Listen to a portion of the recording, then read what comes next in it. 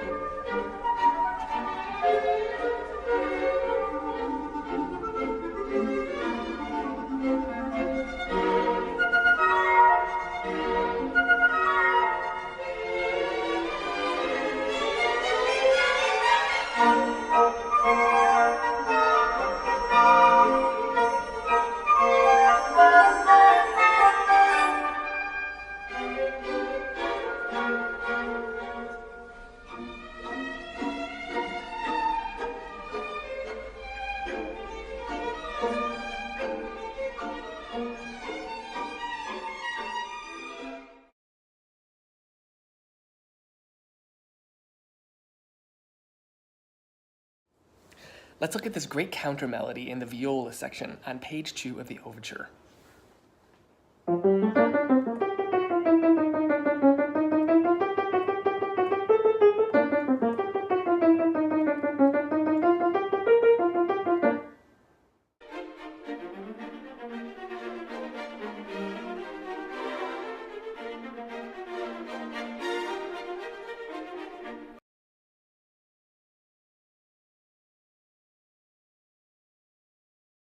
The overture to the Nutcracker is a perfect example of classical overture structure, as perfect as, say, Mozart's Marriage of Figaro overture.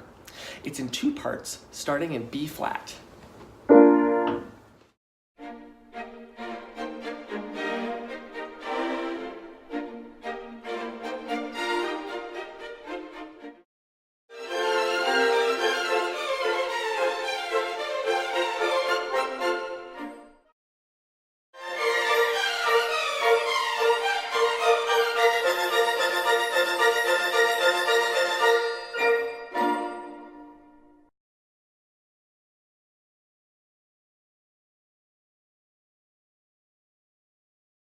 The harp has some wonderful moments in the Nutcracker. In the Waltz of the Snowflakes, it has these wonderful glissandi and a great cadenza.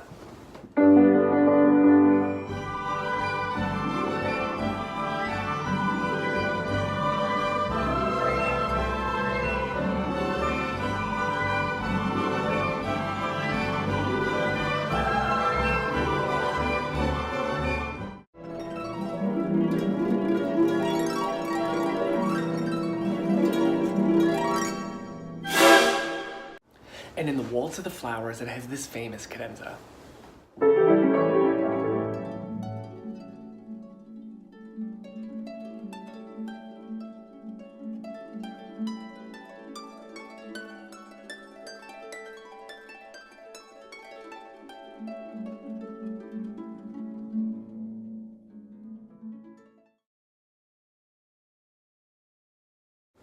Let's look at the trumpet solo from the Act 2 miniature called Chocolate.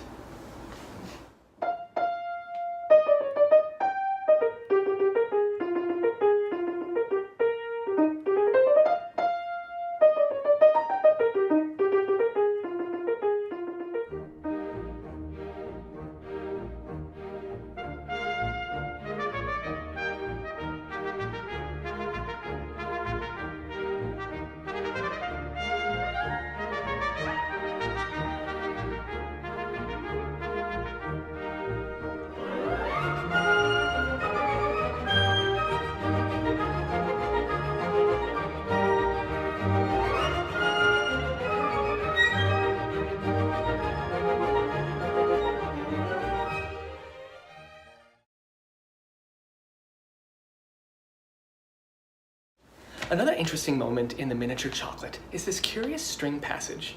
The piece is in 3, but the melody feels like it's in 2. Bum, ba-dum, ba-dum. It's this effect called hemiola, where you've got 2 working against 3 at the same time. It's very common in music by composers like Brahms.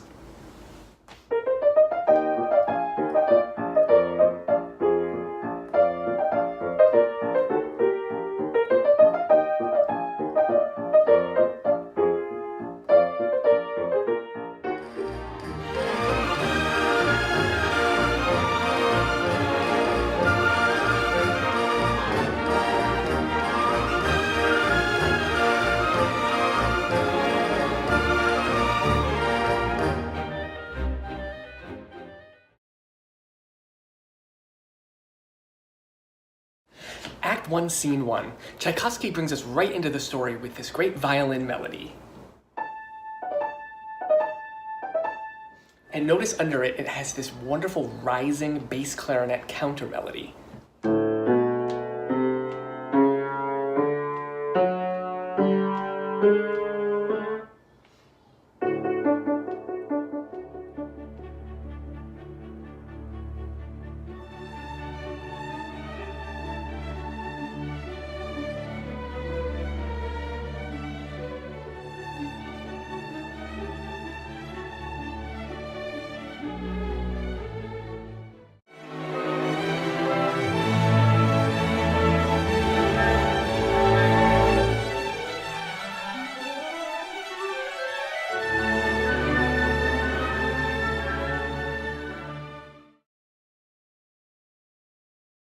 On this cold December night, let's look at the journey through the pine forest.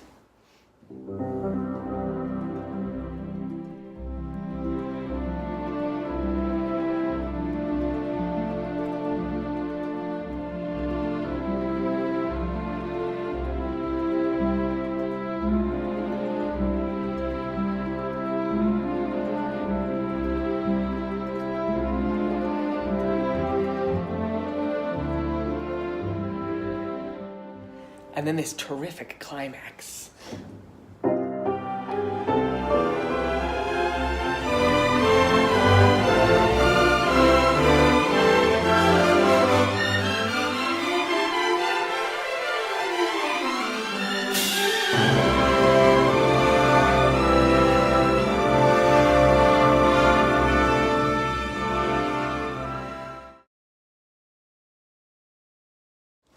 And now one of the most famous sections of the Nutcracker, the little march from Act 1, right near the beginning.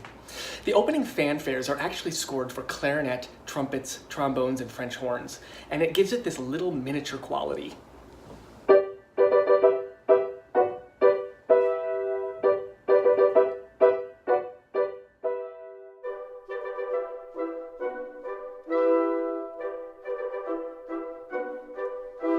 And then there's this lovely tripping melody.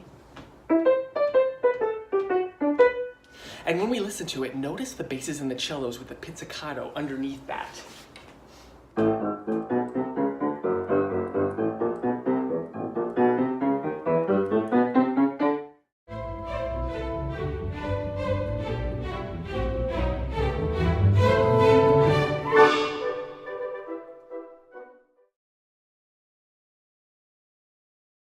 Another aspect of the march to note is underneath the tripping melody that we discussed last time, you have these long notes.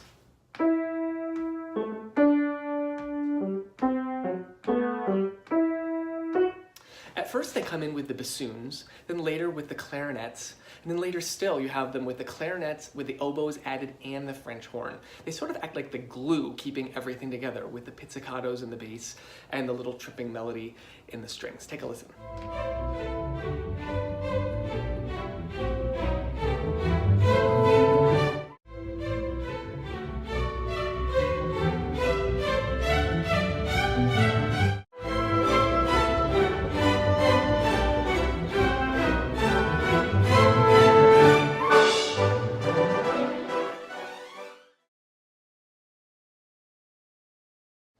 There's a thrilling piece of orchestration in the march. It's where the strings play these little whip-like figures. Each section has 5 notes, passing one to the next, starting low with the basses and then to the cello, and then violas, violins, all the way up. Each section has 5 notes, and they connect one to the next. It's almost like a little relay race. It's as if each of my hands was a different instrument, one after the next going up.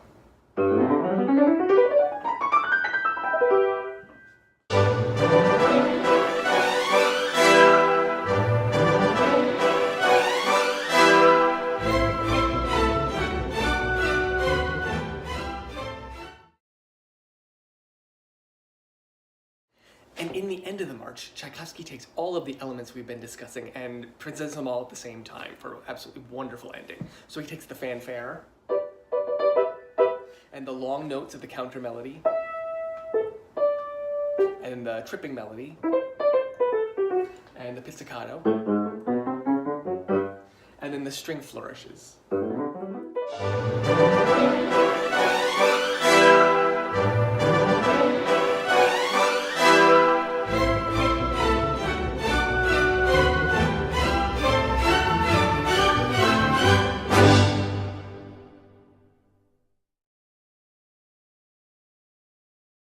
The miniature T is all about the woodwinds, starting with the bassoons, then the great flute melody, and then adding the clarinets toward the climax.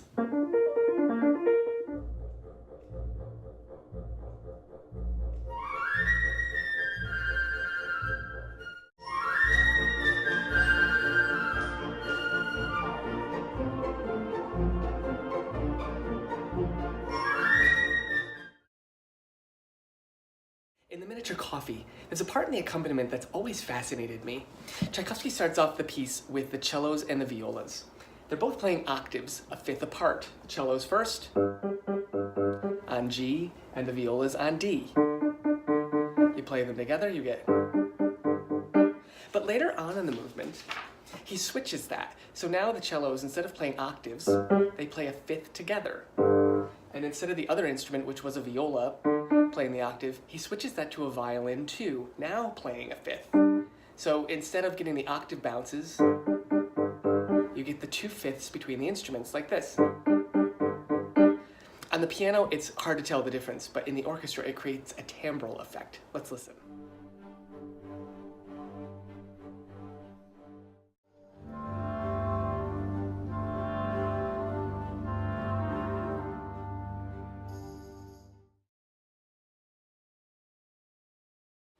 We were discussing in the miniature coffee how Tchaikovsky varies the accompaniment patterns. First it's with the cellos and the violas, and later on it's with the cellos and violin twos. And the reason he does this is because of the melody. In the beginning of the piece, the melody is higher. It's scored for the 2 violin sections in thirds.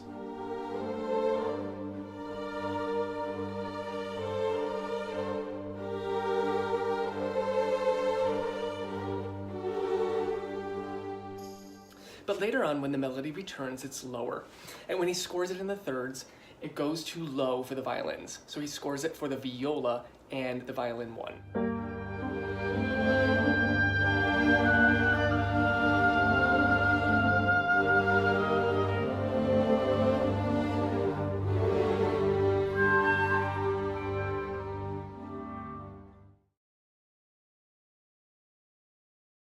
The Waltz of the Snowflakes is one of my most favorite sections of the Nutcracker, and it's not from the traditional Nutcracker suite, so it's not quite as widely known as some of the other movements. Let's look at the accompaniment here in the opening section. Tchaikovsky's using the hemiola again, which is that 2 against 3 feeling. It's a waltz, so it should feel like it's in 3, but it does feel like it's in 2. Listen. 1, 2, 1, 2, 1, 2, 1, 2, 1, 2, 1, 2.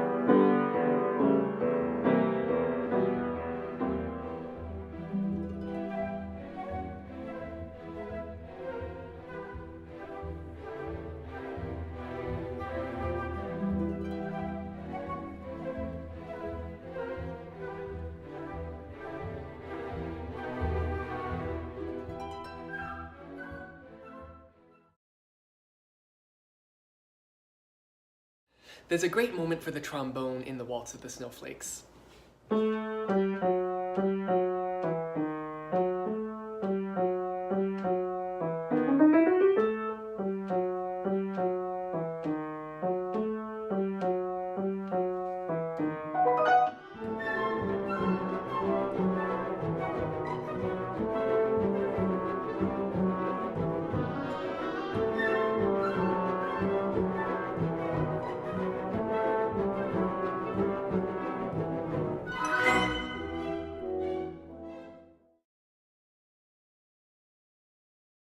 There's a very simple melody for voices in the Waltz of the Snowflakes.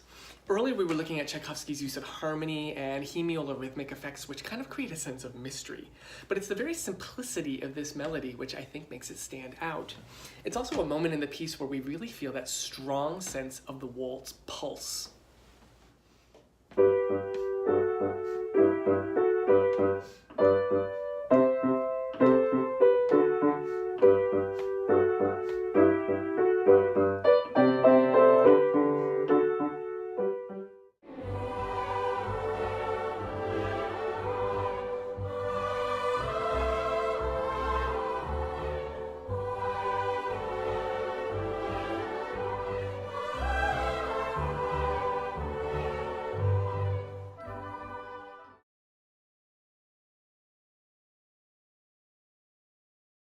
I think it'll come as no surprise that Tchaikovsky ends his Waltz of the Snowflakes in 2/4 time.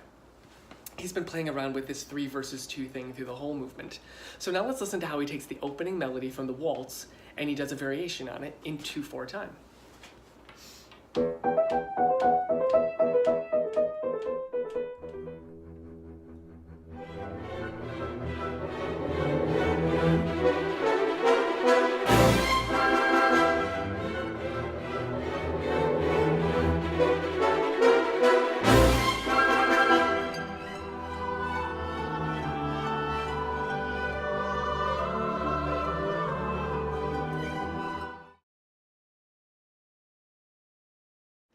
The miniature Trepek probably gives me my earliest memory of the Nutcracker. I think I remember it from like some commercial or something playing at Christmas time when I was a little kid. But it's that movement with all the great bustling Russian energy. And then it's filled with these great offbeat accents in the cellos and basses. This one.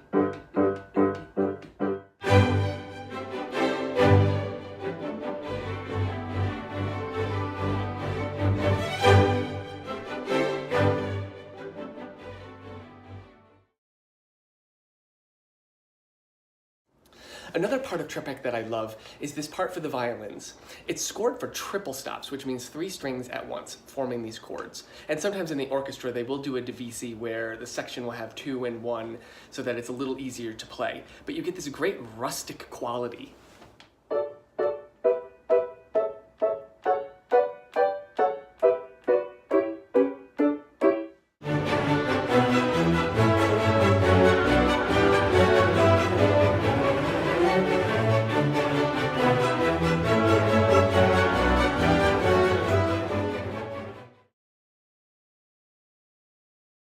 The pas de deux movement features an exquisite melody for the cello section.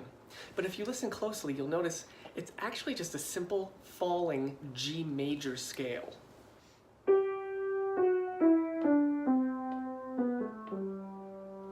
And then later on in the same melody, he does the same thing. He just starts on E.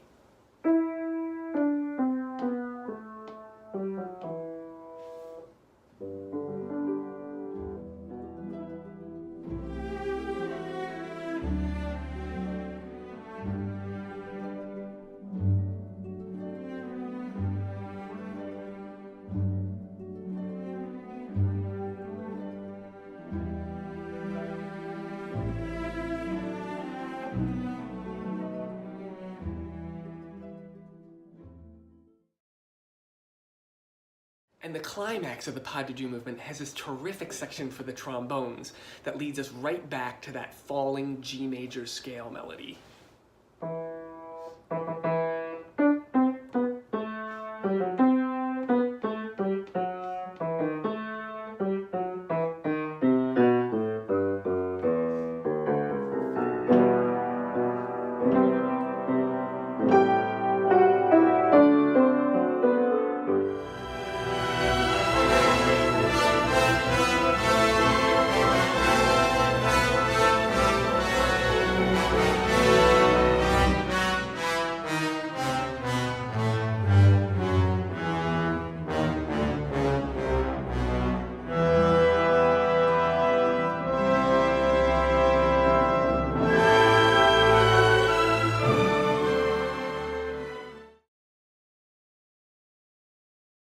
The Dance of the Merliton is another miniature that features the woodwind section heavily, this time the flutes in particular. It has a very famous opening melody. But in the second section, where the English horn melody comes in, listen how Tchaikovsky takes that opening melodic motive and he turns it into the accompaniment.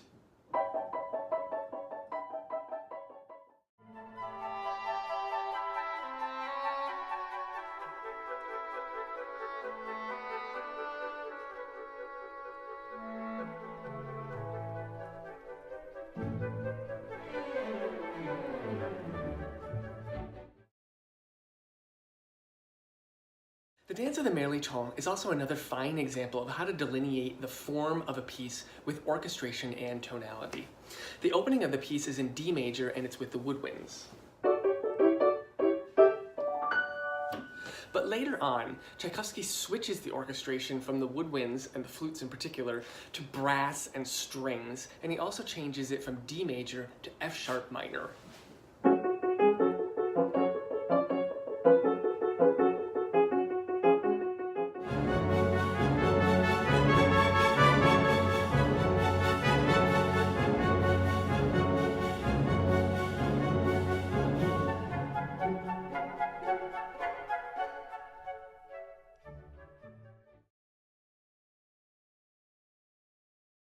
These posts about the Waltz of the Flowers are going to be all about the melodies. The melodies in this piece are just terrific, and I think we take them for granted because we hear them so much. But let's look at them. Here's the beginning with the French horn and the clarinet.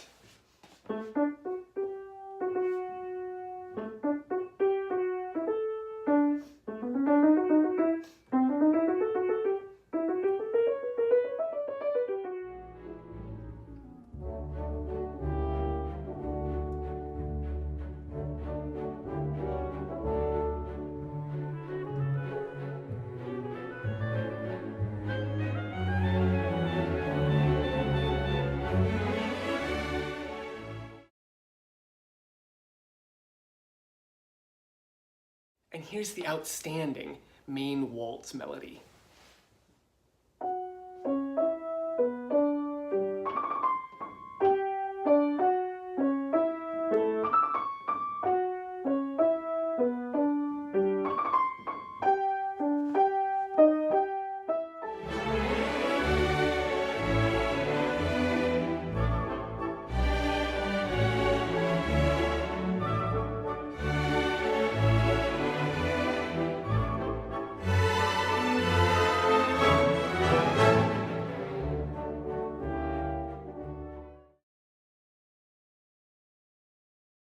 And perhaps not as well known is this central melody for the cellos and the violas.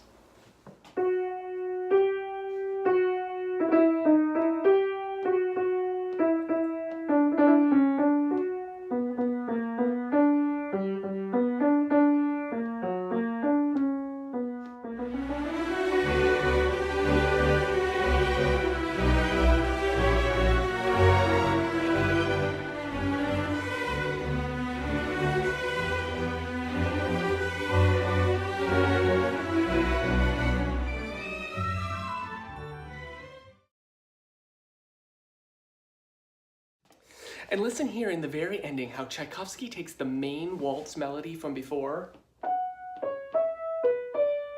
and he transforms it into the end.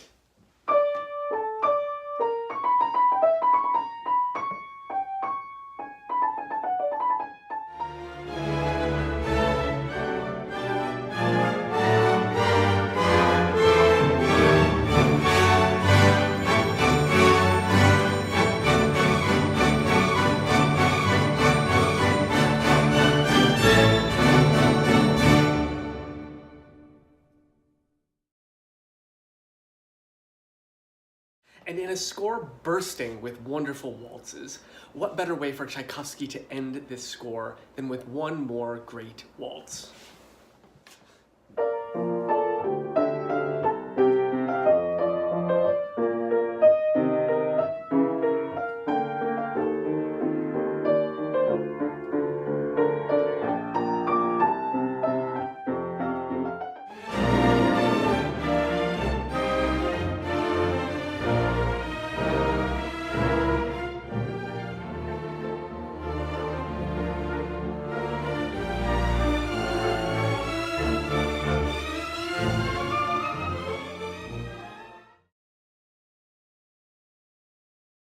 Thank you to all of you who have followed along with me as we looked at the score to the Nutcracker.